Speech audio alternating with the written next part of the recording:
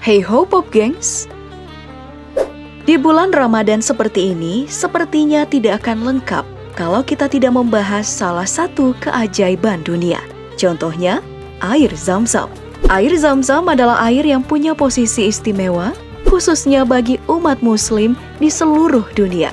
Air yang hanya ada di Mekah ini, digadang-gadang tidak akan pernah habis. Nah, kira-kira bagaimana sumur air Zam-Zam ini memenuhi kebutuhan jutaan orang dan tetap punya air melimpah? Hal tersebutlah yang akan kita cari tahu bersama-sama lewat DP Explore. Kenapa air Zam-Zam tidak pernah habis?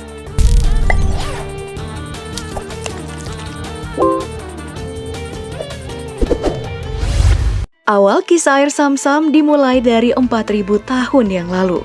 Pada saat itu, Siti Hajar, istri Nabi Ibrahim, dan anaknya Ismail kehabisan persediaan makanan dan minuman. Bahkan, ASI dari Hajar pun mengering. Melihat anaknya Ismail yang sedang kelaparan, Siti Hajar berusaha mencari air dari Bukit Safa ke Bukit Marwah.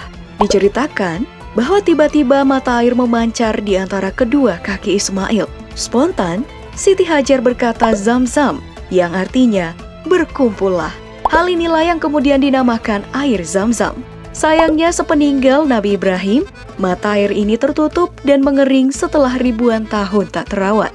Namun, di kemudian hari, sumur ini digali kembali dan diperbaiki oleh kakek Nabi Muhammad, Abdul Muthalib. Nah, lewat uji ultraviolet, Dr. Yahya Kosyak yang bekerja sebagai dokter dan ilmuwan Mekah menemukan air Zam-Zam terbebas dari kuman dan bakteri. Dan juga berdasarkan studi dari Saudi Geological Survey, air Zam-Zam punya pH basa sekitar 7,9 sampai 8. Kandungan kalsium, silika, potasium, magnesium, dan bikarbonat yang ada di dalamnya. Bahkan, kandungan mineral ini menjadikannya air paling murni dengan kadar 366 mikrogram per liter yang mengalahkan air pegunungan Alpen 357 mikrogram per liter. Dr. Nutfever juga mengungkapkan, air Zam-Zam ini bisa mengurangi resiko Alzheimer, diabetes, hingga penyakit liver karena klorida, fluorida, nitrat, dan sulfat yang ada dalam air Zam-Zam. Dalam buku sejarah Ka'bah, kisah rumah suci yang tak lapuk dimakan zaman, seorang ahli geologi asal Mesir, Farouk El-Bas, pernah membuktikan keajaiban air Zam-Zam. Pada tahun 1973, El-Bas juga mempelajari kondisi Mekah dan Madinah.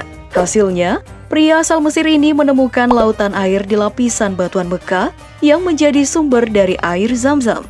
Keberadaan lautan air ini juga dibuktikan lewat uji pompa yang diabadikan Teguh Susanto dalam buku Misteri Kota Mekah dan Madinah. Dalam uji pompa, sumur air Zam-Zam dipompa lebih dari 24 jam. Permukaan air yang awalnya 3,23 meter menjadi 12,72 meter, lalu turun ke 13,39 meter. Setelah pompa dimatikan, hanya butuh waktu 11 menit untuk air kembali ke titik 3,9 meter.